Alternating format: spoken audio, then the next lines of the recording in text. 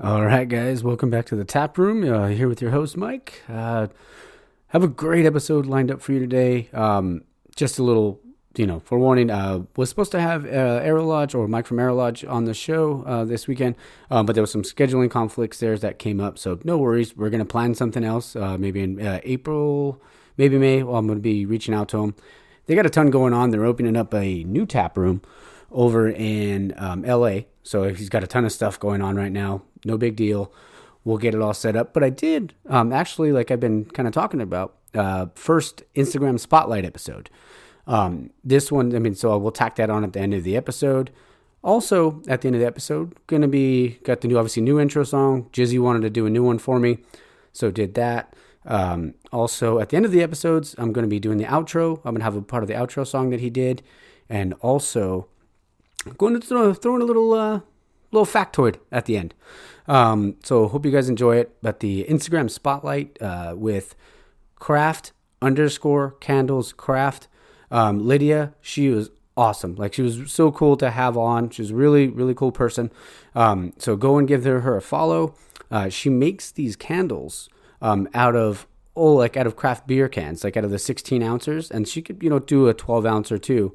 So what she does is, once the cans are empty, she takes the top off, fills it with all soy wax for candles, all different kinds of scents. So definitely check her out. We get into all this stuff. I don't want to give away too much because it was a really fun episode to do. Excuse me. I had to let that burp out. But I got to start it off like we always do. Got to crack a brewski, give it a reviewski. Got a couple today that I wanted to try out. I went down to Louis Liquor. Obviously, if you were a fan of the Tap Zone, obviously we get them all from Louis when we're just doing random beers and not just ones specifically to a brewery.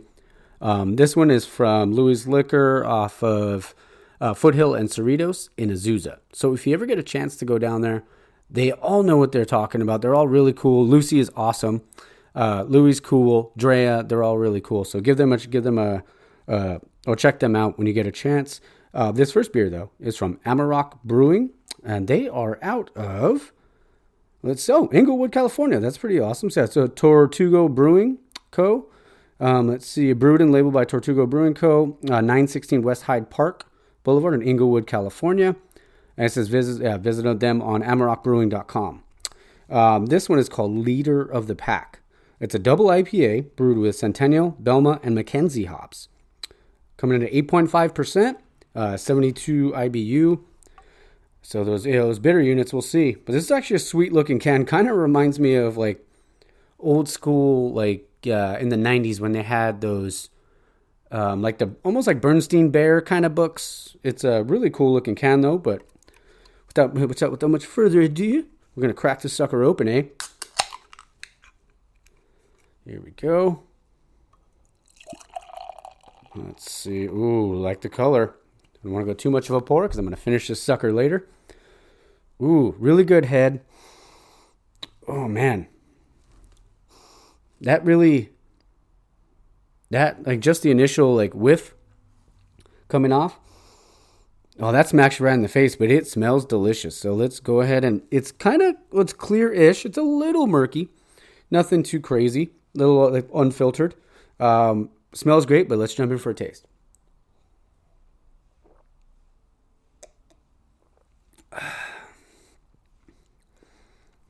Wow.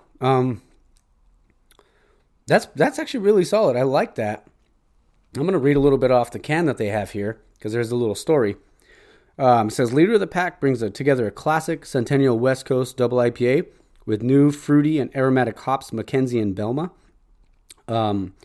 This brew was inspired by the drive to bring classic flavors together and with new innovations. And this label comes to life when creating a world where these hops embark on a new adventure together. It says, are you ready to follow the leader of the pack?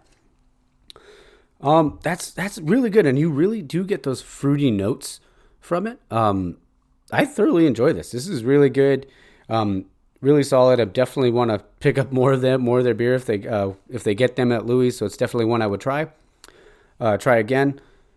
I'm gonna give it a solid 8. It's pretty good. So now it makes me want to see if I can get these guys on the podcast and record. But yeah, solid 8 on that one. But jumping in some headlines, the NFL Combine was going on this weekend. Not going to lie to you, didn't really watch it. I mean, I do love the NFL, but it's still not something I watch all the time. But speaking of the NFL, I know I think Bryce Young was supposed to throw, but decided not to, something like that. I think Jordan Addison from SC got hurt, but they said he was kind of killing it beforehand. Oh, and also before I get too far into the headlines, I did want to give a quick shout out to OG Chew Your Beer _ on Instagram. Went down to Unsung, listened to the episode a couple weeks ago, and he went down to Unsung and got a couple beers there and tagged us in there.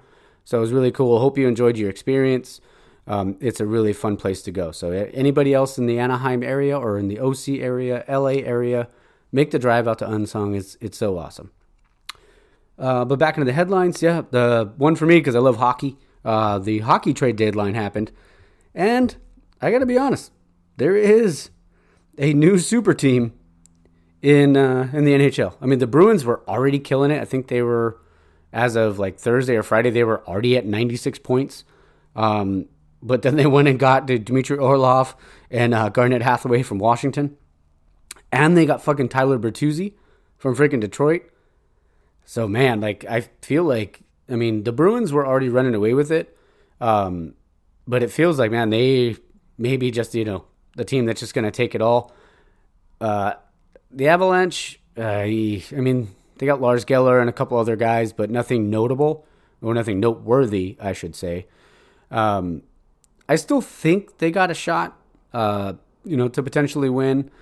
They got to stay healthy. They've been injury riddled all year, and it seems like, one guy comes back and then another guy goes down. Hopefully they get Landeskog back soon. We'll see. But, we'll kind of... I'm still hopeful. If they can play the kind of defense that they played in the Stanley Cup playoffs last year, they definitely got a shot. So we'll see how that plays out. But honestly, Boston looks like world beaters right now. So we'll see what happens with them. And also the Maple Leafs. The Leafs went and got Ryan O'Reilly. Is it Noel? I don't even know how to pronounce his last name. It's Acciari, I'm assuming. Jake McCabe, Sam Lafferty, and Eric Gustafsson. Luke Shen. Jeez, they went and got everybody, it seems like. So, I mean, look out for the Leafs, but Toronto does also have that whole, stigma to them when it comes Toronto always plays well, it feels like, in the regular season. And then when the playoffs come around, they kind of struggle. So, and they did last year. I think it was when they played Edmonton, and Edmonton beat them. Or was it? I might have got that wrong. It might have been Calgary. It might have been Calgary against Edmonton. I can't remember, but the Toronto always kind of messes that up. I'm trying to remember all the way back there. But yeah, they looked really good. The Rangers got better. They got freaking Vladimir Tarasenko and Patrick Kane. So, I mean, look out for the Rangers. The Rangers, and I'm pretty sure then they still got Ryan Reeves, I believe. Might have fudged that up, but I'm pretty sure Ryan Reeves is there. The Rangers look like world beaters too. So, I mean, there's a couple super teams out there right now. And I don't know, man. It's going to be I'm actually really excited for when the playoffs start, because the NHL playoffs to me, I got to clear my throat here. Yeah, the NHL playoffs to me, they are just, they're the top two for me when it comes to just playoffs in sports. Baseball is always number one. Baseball, because every out means something, every run means something. And I feel it's the same with hockey. It's almost 1A and 1B for me when it comes to ranking the playoff sports. And then I probably would go the NFL, probably. College basketball, like March Madness, that kind of postseason is just because anything can happen. You can have a 16 freaking lose to a 1. So I'm really excited about, the playoffs coming. We'll see how... there's a little burp there. We'll see how it all plays out. But really excited. And if you're into hockey, even if you're not into hockey, honestly, give it a watch. Go to a game. I know hockey is not as popular in the United States as it is, in a lot of other places. I mean, there's in Russia and all that sort of stuff. But definitely, if you ever get a chance to go to a game, I'll actually be going to, I think it's March 27th. It's a Monday. My Avs are taking on the Ducks. So hopefully they're healthy. McCarr will be playing, Nate Mack and, Arturi Lecky.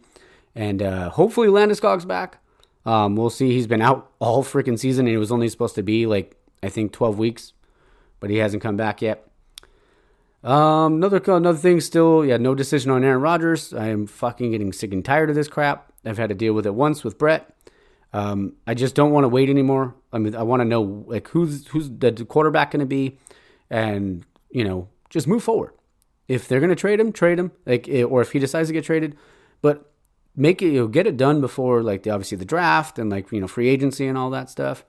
So it could just be done and over with. I just don't want to keep fucking waiting for this stuff. So, I'll quit ranting about Aaron Rodgers. Next one though, the pitch clock.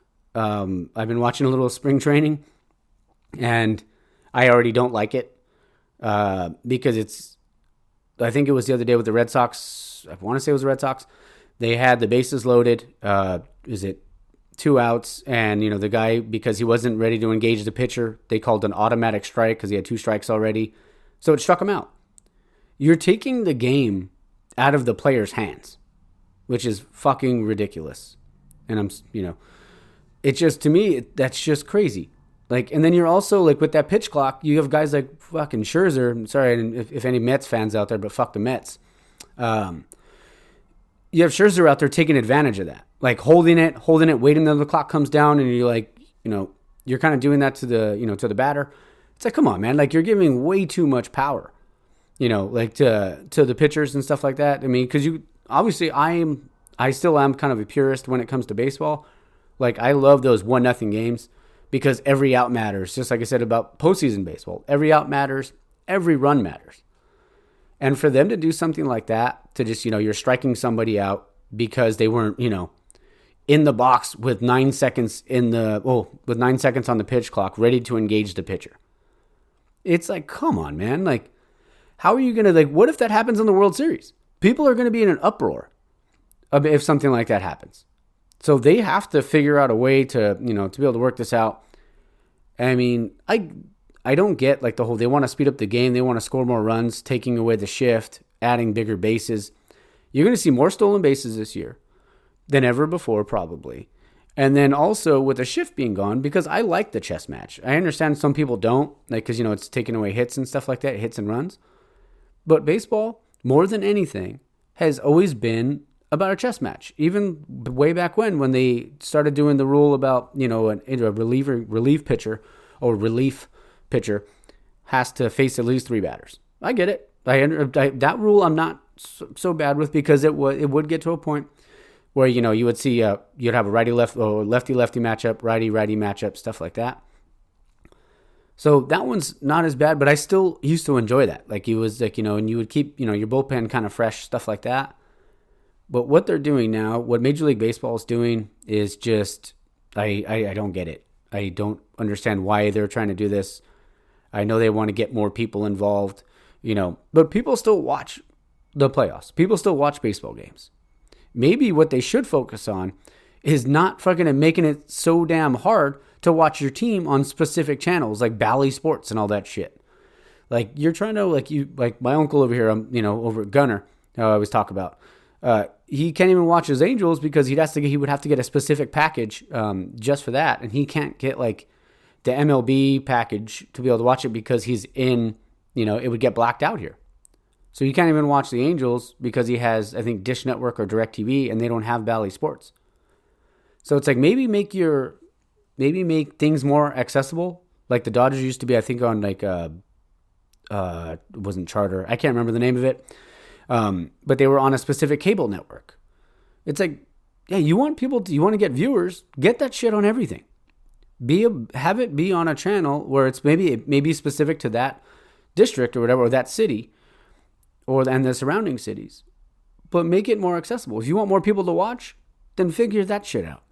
I mean, but that's just, my 2 cents on the whole matter.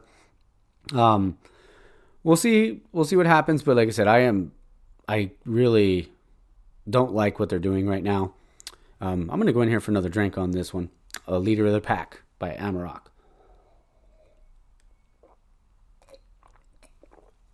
That's good. before I get into Brewski 2 here in a second. But yeah, those are all the headlines I have right now.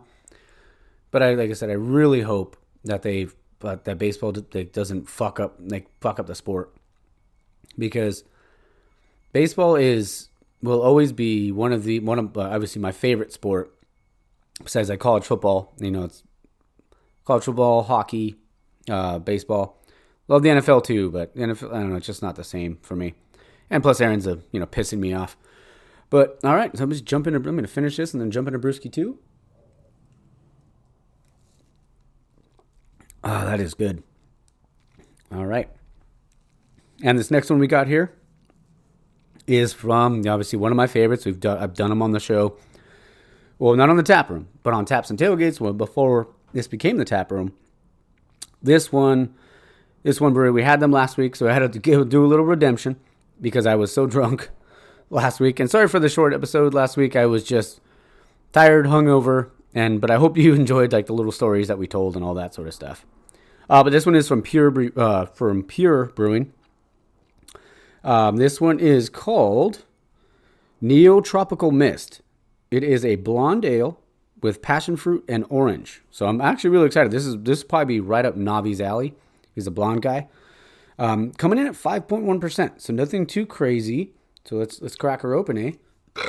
Excuse me. There we go. All right. Ooh, I'm loving this color. Neotropical Mist. This fucker, it is unfiltered too, because you can see the sediment in there, and it's been canned recently too. It's an awesome looking can. All the Pure ones, they always have their logo right on the front, and then they have like usually like nature kind of backgrounds. This looks like an island with some mountains.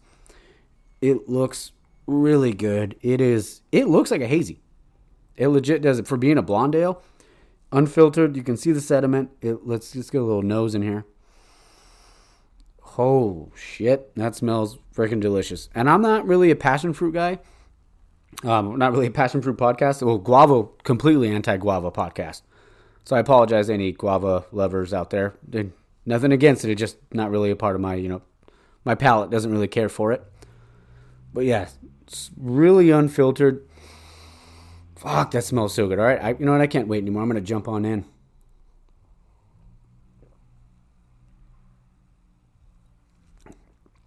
Oh, holy shit balls. It looks like it might be a little heavier because of hazy, but it might just be because it's unfiltered. But that is freaking super light. It's really refreshing, and like the orange really pops. Like the passion fruit, I'm getting a little bit, but the orange in there, holy shit balls. That is so good. Like I got to give this one a big fat 10, and especially for being, a blonde ale. That is delicious. Like I thoroughly enjoy that. So yeah, definitely if you're in the San Diego area, go down there. Go to Pure Project. Go to all the ones we went to last week. Go to Pure, North Park, Second Chance, Coronado. They were just all good. And I think I'm missing one. Trying to remember. Went to 5 last week. Hammered drunk, puked in the parking lot like you guys heard. But this is a really, really, really good. It's definitely a big fat 10. I'm gonna enjoy get another swig in here.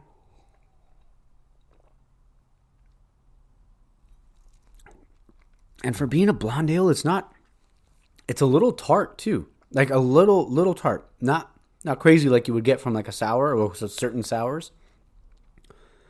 But that is really good.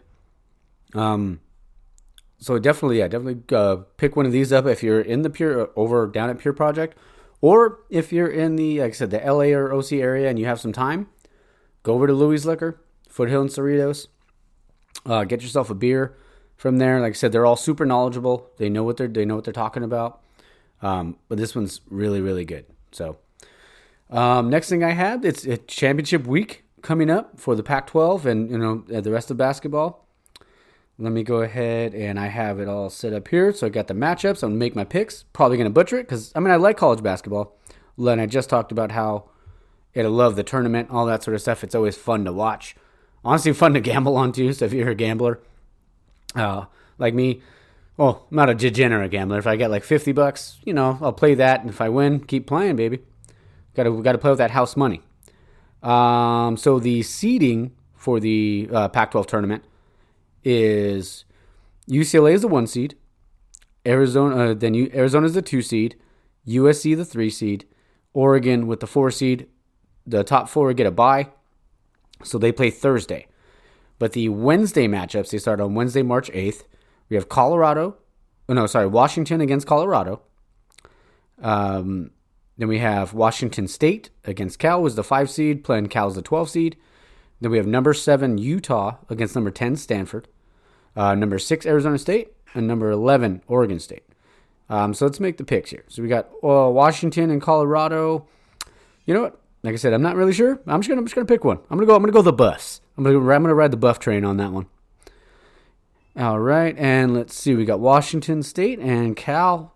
Washington State's the 5 seed. I think I got to go Washington State on that one. Got to go with the Cougs. Let's see here. We have Utah and Stanford. You know what? I'm going to ride Stanford on this one. And then we got Arizona State at Oregon State. I'm going to ride Arizona State. I'm going to ride Arizona State on this one.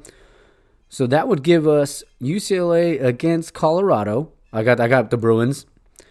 Let's see. Then we got Oregon. I had Washington State winning. I'm gonna pick the upset. I'm gonna go Washington State over Oregon. Arizona looks really good, so I'm gonna go Arizona to beat Stanford. And then we got SC against Arizona State. I'm gonna take SC on this one. And then that would leave. Let's see here. You know what? I'm gonna pick just the final. I'm gonna go with Arizona and UCLA playing each other. I got the Bruins. The Bruins always play well there. Always play well in the tournament. And I really think the Bruins got a chance to make a run this year. SC, I just don't really feel it. I mean, I know they'll get that one kid that they got coming in, that number 1 recruit. But I'm really feeling the Bruins. Arizona's going to be tough, though. I really like Arizona. Shout out to Jam, the GOAT, the Dancing Bear. And that's pretty much it. So I got the UCLA winning the tourney. And then I don't know if I'm going to do a whole bracket, when the tournament starts and Selection Sunday and all that sort of stuff, which is next week. But we'll see how that plays out. Also, we're less than a month away from WrestleMania, but I'll talk about that later as it gets closer. Oh, excuse me. Also, I did want to bring back an old segment that we used to do. This one is going to be because of Championship Week. I'm going to bring back a Does It Hold Up? And when I say Does It Hold Up, if you haven't listened to the TAPS episodes before, or if you have listened to them, you'll get it. If not, I'll tell you right now.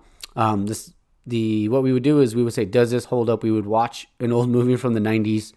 Like one of them was Three Ninjas. Did not hold up. It was pretty terrible.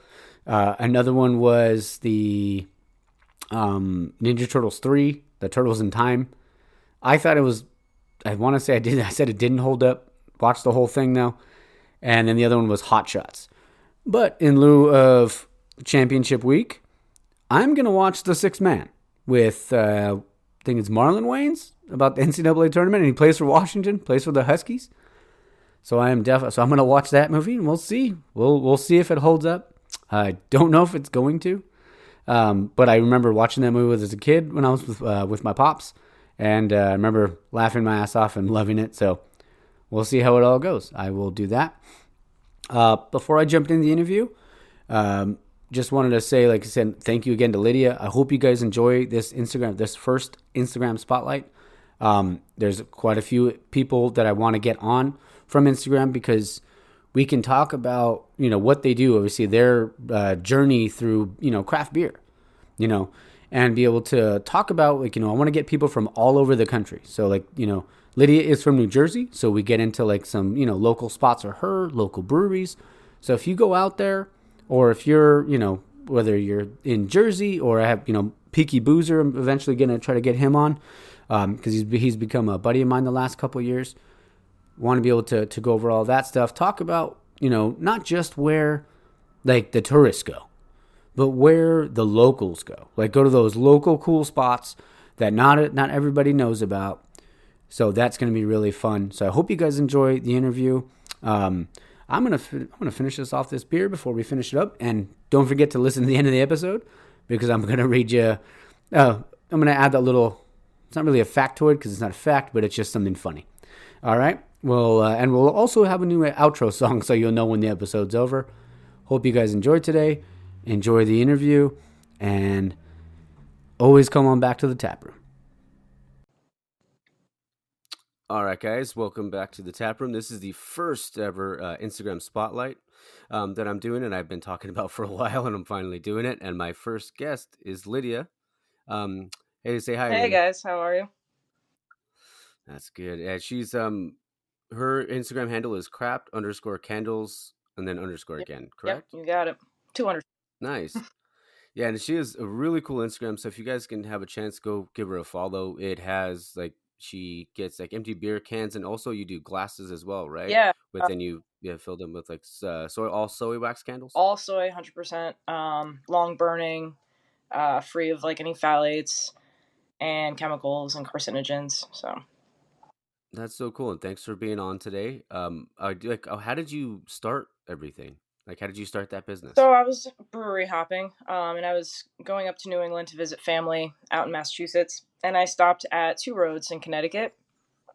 And they have an awesome tap room, great space, and a really great merch area. So just walking around because I love getting shirts or hats from wherever I visit, and I saw like a stack of candles made out of their one beer can, and I'm like, wow, this is so different. I've never seen this. And now, like, fast forward 6 7 years later, I see it everywhere.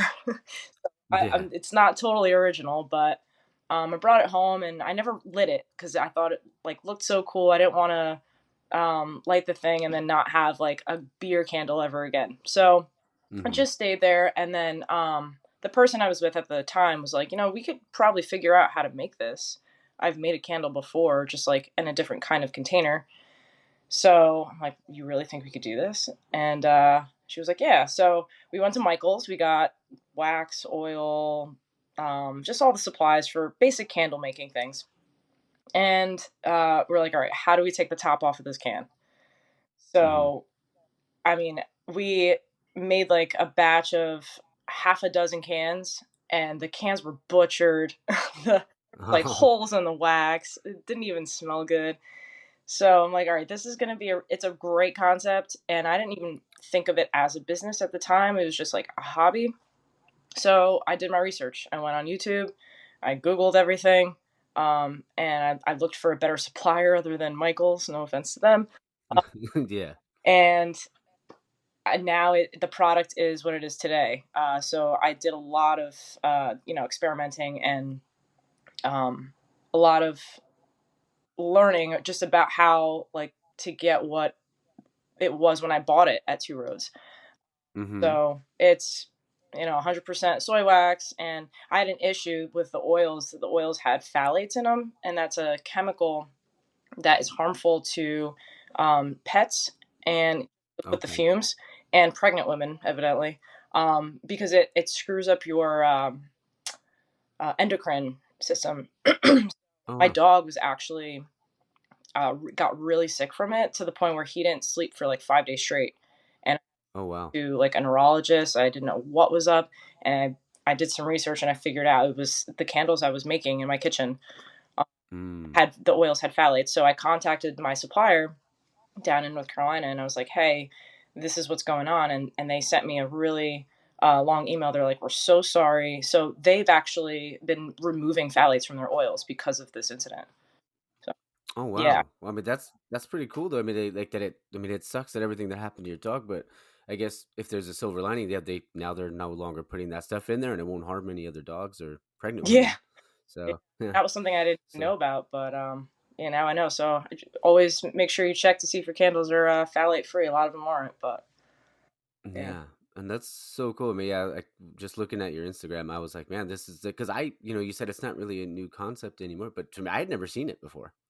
I mean, I've been to like I've seen like candles in glasses, but I've never seen them in the cans, and I just thought that was like so cool looking. Well, I started to see that it was a thing because when I created Instagram, Yeah. similar Instagrams, like people that were doing it were following, and it was more of like a supportive community rather than Mm-hmm. like a competitive business because I mean it's like at $16 a candle, you're not like making millions. But Yeah. everybody's just the craft beer community is just super cool. So uh, That's yeah. I feel like yeah, the craft beer community is just like it's not like where it's like there's certain things out there that are like inclusive. Where I feel like the craft beer community is just super like open and they're willing to to talk about things and share recipes and stuff like that. It's really really cool. And yeah, you work for a brewery, don't you? I do, yeah. I work for Oak Flower Brewing Company in Millington, New Jersey, which is out in like the edge of Somerset and Morris County, sort of centralized.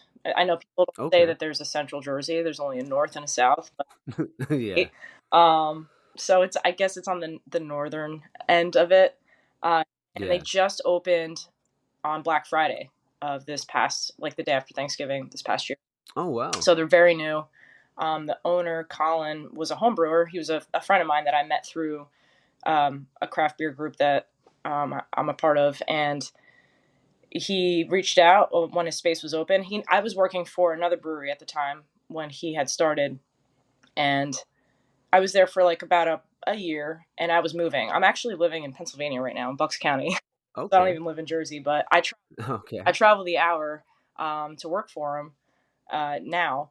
But it was just the two business partners, their wives, and they were just working it. And then he reached out to me. He's like, "Hey, I know you work at this brewery. I know you're in the middle of a move, but if you're willing to come out and help us out, we would love to have you." So I was like, "Yeah, absolutely.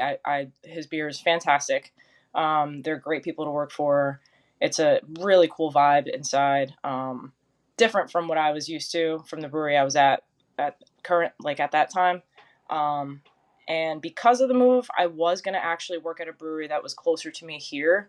Um, but I mean, he poached me and he was like, "I'll teach you how to brew," and I'm like, That's awesome. "Sold." So that Yeah. was the caveat there. I'm like, "Your ways, Nice. Master Yoda." So. That's awesome. And I'm a huge Star Wars fan, so yeah, you got me on that one. Um, like so you're brewing now. Oh, like was it like have you started brewing like a lot, or is it just something you just started doing? Yeah, I mean, I went to Or like a homebrew supply warehouse once for my birthday with a group of friends and brewed a batch of beer with the guidance of the people that own the facility. That was a mm-hmm. long time ago, and I always wanted to get into brewing. I mean, I just wanted to work in a brewery in general because I'm a full time teacher. Actually, Mm-hmm. that is my day job. Oh wow, that's awesome. Yeah, so I wanted to do something that I'm passionate about, that I love, and that's why I got into the candles. I'm like, if I can't work at a brewery, because I'm full time teacher, I'm a two sport coach. Um, Oh, cool. Awesome. I can do this, and I can network with like other breweries at beer fests and just meet other brewers and people in the industry. So that's what the candles have sort of like given me a gateway to do that. And then one day I was like, you know what, I'm gonna do it. So I went to go work at that first brewery, and I loved it. And I was like, there's no looking back. I want to be in this space. This is my happy place. Not that education is, it's Mm-hmm. lives, but Yeah. I'm just happy, really happy there. So um, I wanted to learn how to brew, but I just didn't think that it was going to be something I had time for because it's an all day thing. I mean, we Yeah. just made a beer for the Pink Boot Society collab day, and I had to take off of work. Mm-hmm. And it's all day. It's like 9 o'clock in the morning. We're out of there by 6 p.m. So realistically, it would only be something I could do in the summertime when I'm off Okay. school. But there's going to be moments where like we just got an opportunity to collab with District 96 out in Middlebrook, New York, or Middletown. So that's going to be something that I'm going to be a part of and doing and helping him.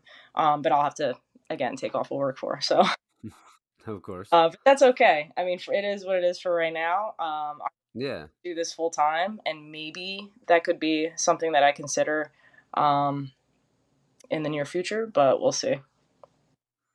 That's really cool though. Was it what type of beer was it that you guys were brewing with Pink Boots? We got the Pink Boots blend, which is a blend of Laurel, Equinaut, and HBC 586. They handpicked it out in the Yakima Valley. I want to say somewhere in 2022. And then any brewery could get a hold of that blend, and they do their own little take on it. So we brewed a New England style IPA, naturally being from the East Coast and New Jersey. So it comes in at I wanted it at like 7.274%, but it's slightly under 7. I was like, oh, is it 6.9? Yeah. And the owner just like looked at me and laughed at me. I was Nothing wrong with like, that. It's funny. no. He's like, yeah, and the pHs or the gravity's 420. I'm like, no. Um, but it's he asked me, he's like, all right, what do you want in this? And I was like, okay, I want lots of oats for the mouthfeel. We have breweries out here like Other Half that use like a lot of oats, and I don't know, I love a solid like East Coast IPA that is the haziest of hazy. So we put some oats in there. We put a ton of Matueka because I love New Zealand hops. Nice. A little bit of Columbus for the dankness, and then we dry hopped it with the Pink Boots blend, and then added some Citra too in the dry hop. So it comes out next weekend or next week the for International Women's Day, March 8th. But Taproom's Awesome. not open until Friday, so the 9th, March 9th and 10th, it'll be tapped. So I'm pumped. I pulled a couple samples and it's looking good. Aroma is great. Some peach rings, pineapple, candied pineapple. So that's what we're going for. That sounds so good. Yeah. I mean, it's only over here because I know you're in Jersey. I'm here in California, and it's only 7 o'clock. But I would if that was here in front of me, I'd take it right away. So that sounds really good. Yeah. I was kind of curious because when it comes to the candle making too, like I mean, you see candles in the store all the time, but I don't know how they're made. Like, what goes into like how long's the process? So the wax comes in flakes, and I get like a 50-pound case of it. So sorry to all the UPS drivers that have to deliver that to my porch all the time. Um, and we just have to melt that. You have to measure your container of how much wax that you need, and then it's kind of like a double boiler, like when you're melting down chocolate chips. Um, you have a Oh, pot of okay. water, you have the canister full of wax, and you just stick that in the water. And it's a slow process at first. Once you get the water heated up, then if you're doing like a big batch, it moves along a little bit quicker. And then it's just using the right amount of oil, so it doesn't smell like too pungent. Sometimes when people light a candle and it's just like the whole house, while that's the effect you're trying to shoot for, it could give Hmm. headaches and stuff. So it's the right amount of oil, and just making sure that the supplies are quality. Um, that you're not just getting like cheap stuff. So, but yeah, I make large batches at a time for breweries. I'm sold in consistently now in about 6 of them, but I've been sold in 16 different retail locations, mostly breweries. So I wholesale to them, and then they sell it at like the retail price that I recommend to them or suggest. So, but yeah, it's fun. It's a way to again like just network and be in the industry and the community. And I've made a lot of friends through it too. Like I'll walk in and um, it's when they say hi, Lydia, and they know me by name. It's just like it's a cool feeling. It's like Cheers when Norm sits at the bar, like, hey Norm. Yeah, yeah. Normie, that's one of my favorite Yeah. shows. So yeah, good with that one. Norman, Cliff. So good. What like are there any other breweries? I know obviously like you love being at your Yeah. brewery, but is there any breweries that you like other breweries you like to frequent around you? Um, Other than Conclave or sorry, Oak Flower, Conclave in Hunterdon County, they're another small microbrewery. They're fantastic. Eskerhart, which is another, started out as a home brewer. Him and Colin from Oak Flower are really good friends. Um, I'm not sure if you're familiar with 12%, but they're out in Connecticut, and they will take in a lot of gypsy brewers to brew on their large system, and then they just distribute. So they don't have like a tasting room or a brewery per se, but they'll use their equipment and can their stuff, bottle their stuff, and it goes out into um, liquor stores, or uh, Okay. they'll keg it and send it to a couple restaurants. So that's what Bobby from Eskerhart does, and he's a good friend of ours. So when I try to get a hold of his beer, it was hard because he was just Hmm. brewing and doing the whole bottle with the wax top, and everyone was like, "How do we get this?" And he was just like selling it from his Hmm. house. Not even selling it from his house. He was just like mailing it for free to people that wanted to try it.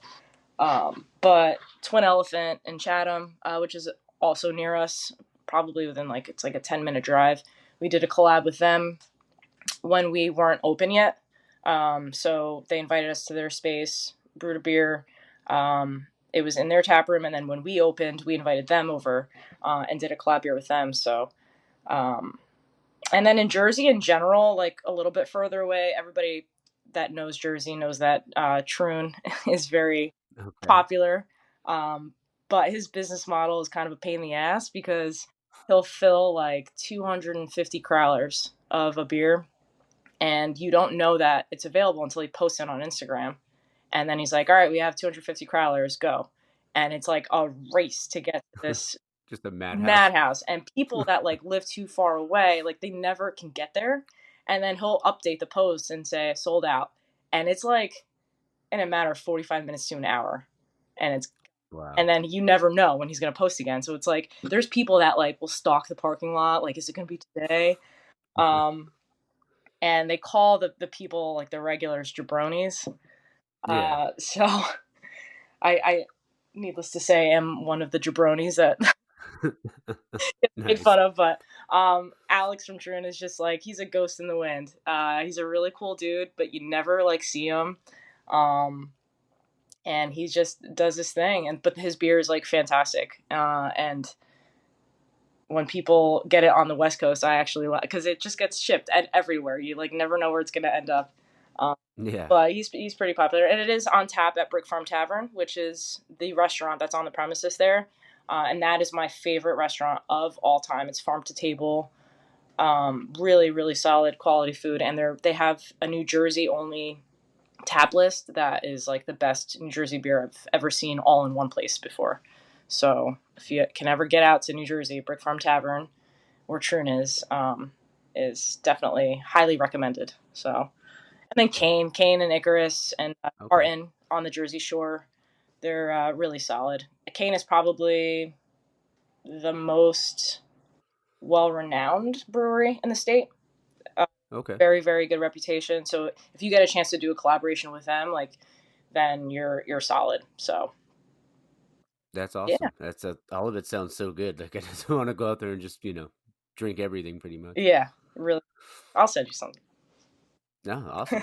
And I know so you mentioned earlier, but I didn't really, I wanted to ask you about it because I'm a big sports guy too. But so you coach two different sports? Yeah, I coached field hockey and lacrosse at the varsity level. Okay. For the high school I teach at, and we're very good. I mean, we won county conference, state sectional, and group championships before, and then the most recent in 2017 we won the overall New Jersey state championship, and we were three in the country. That Oh class wow. of girls went on to play at like UNC, and that girl's now on the national team. Um, what are some other ones? Rutgers. Um, it's at school. I'm like blanking on where they went, but Oh, but I feel like lacrosse is so big on the East Coast. yeah, Like, I mean, you see it a little bit out here, but I mean, you see it a lot on the East Coast. And it seems like it's like really kind of even what they're even forming that league, or no, the league's already formed, but I can't remember what the name of the league is, but I know it's up there. It's getting bigger and bigger each year, I yeah, feel like. yeah, definitely. I mean, lacrosse, it's like a lax culture. Hmm. um, but I played in college at a small school in Jersey. I was a Division III level, and I played all 4 years. And I didn't play in high school. I was recruited to play field hockey at that university, and the coach did both. So she just got like a lot of her field hockey players to switch over and play in the spring, and I ended up liking that better. So I stopped playing field hockey after 2 years and just like finished out my career in lacrosse. It was a lot of fun. So then I just went on to coach it. There was an opportunity when I got the teaching job at the school I'm at.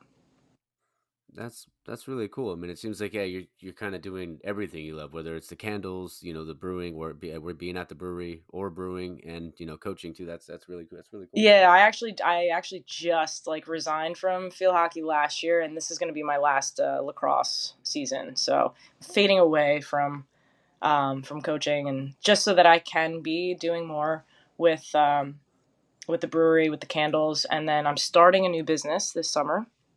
Uh, Awesome. it is called Hop Rod Tap Truck, and I got a 1971 Chevy C10 in Tiffany. Nice. It's absolutely beautiful, with like a cherry wood bed that was completely redone, big block engine, and I'm converting it into a beer tap truck. So I've been working on it this winter. We're gonna have 3 taps, and it's made out of mahogany, beautiful wood. And the plan is to just go and do weddings, parties, any sort of corporate events, really anything. But since I don't have the license to sell alcohol, Mm-hmm. that's where it gets a little tricky. There has to be like 2 different transactions where the client has to go and buy the beer, and then I obviously they pay for my service of the tap. So Okay. yeah, But that sounds really awesome, and it sounds like it's going to be a beautiful truck, or it is a beautiful truck. yeah, it rides very nicely. I bet, and I mean, yeah, I can't wait to see that on Instagram. I'm sure that's gonna look real nice, and then it just sounds like a really cool concept to be able to. And it's called again. What was it called? Hop Rod Tap Truck. So it actually is on Instagram already. Okay. I think it's Hop Rod underscore Tap Truck. I even got the custom historic plates to say Hop Rod. I thought it was going to get taken, but Yeah, New Jersey does not have another Hop Rod. So that's awesome. So, I mean, yeah, it's unique. yeah, and just That's really cool. sir, pour beer, which is what I love to do, and talk to people. I figure that'd be an awesome opportunity to do that in the summertime when I'm not teaching. So a little bit of everything: Yeah, candles, tap truck, brewery. that's awesome, and it's all all seems like it's all coming together for you. So that's really cool. Yeah, So congratulations on that. thank. I know you got to get to work here pretty soon. But I did want to ask you, what we call it's a segment called Locals Only. Or is there? I know like Jersey's kind of known for like Jersey, New York, known for pizza. Are there any secret pizza places that nobody that the tourists don't know about? Well, I mean, I know a lot of people follow Dave Portnoy.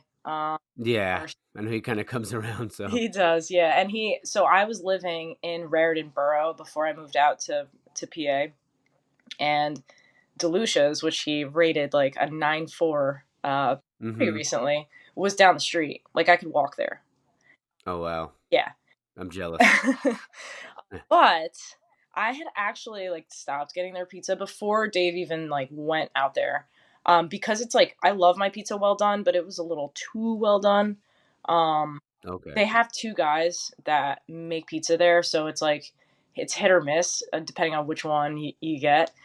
So I started getting pizza from Prima, which Dave also reviewed shortly thereafter in Somerville, mm-hmm. and I think their pizza is a little bit better, but that could be debatable. Um, Nice. so Prima in Somerville, definitely. Of course, Delucia's, and we do have like honestly, you can't go wrong with most Jersey places for pizza. I did go to Santillo's a lot because I was in Elizabeth a lot, and that was the guy that was like that old Italian guy. Do you remember that review? I'm pretty sure. Yeah. He said, "Give me that fucking guinea." Oh, oh yeah. I remember that one where he has like he told him not to record it, Yeah, right, or yeah, something like that. Yeah, I that guy, remember. and he actually is like that all the time. Um, but I actually think because Santillo's and Delucia's have that same oven, they're like one of the Mm-hmm. only 2 in the state. Um, Yeah. so I think Santillo's is also like a little bit better, but I got their pizza a lot. And Pete and Elda's down the shore in Neptune. That's a good one too. If you finish their double extra large pie by yourself, they give you a shirt. It's like one of Oh wow, the things.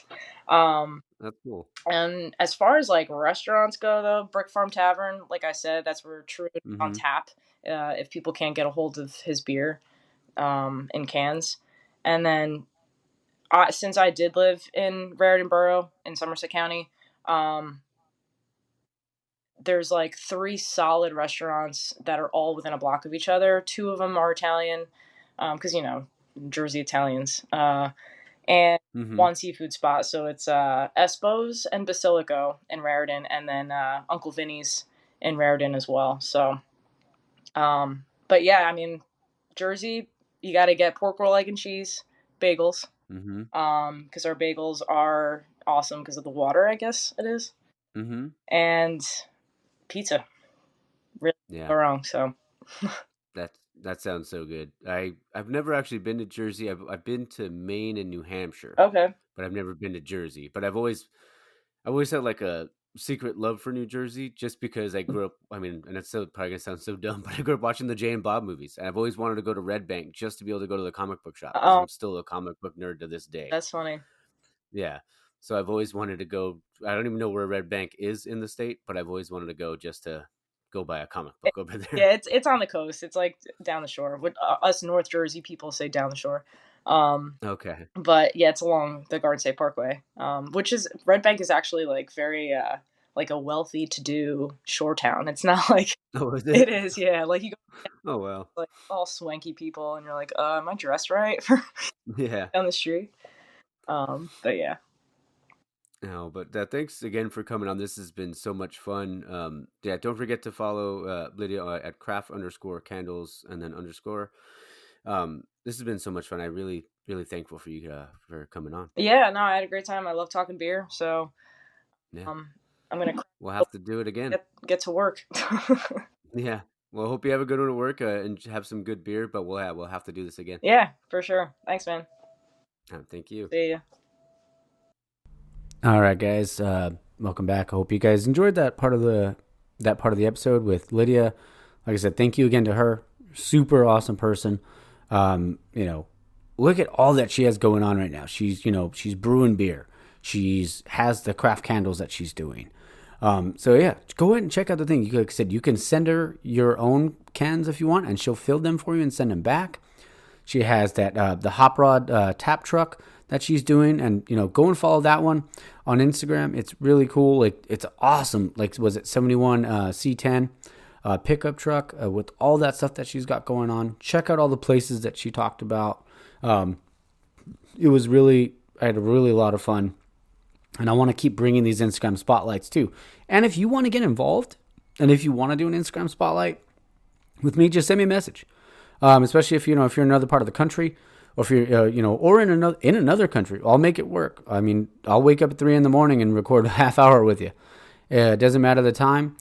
Just like you can go ahead and hit me up on the Instagram, and we'll and that's at the Taproom Podcast. So you can find it there. This will be available. This episode will be available in just a little bit. It's when I upload it, but did want to go ahead and do that. And before, like I said, I was going to throw a little something at the end of the episode. I'm going to read a little excerpt from Mr. Barnabas Stinson's The Bro Code. And let me just find this right page here. This is since I like to talk about sports on this show. I'm going to read this one, Article 5 from the Bro Code.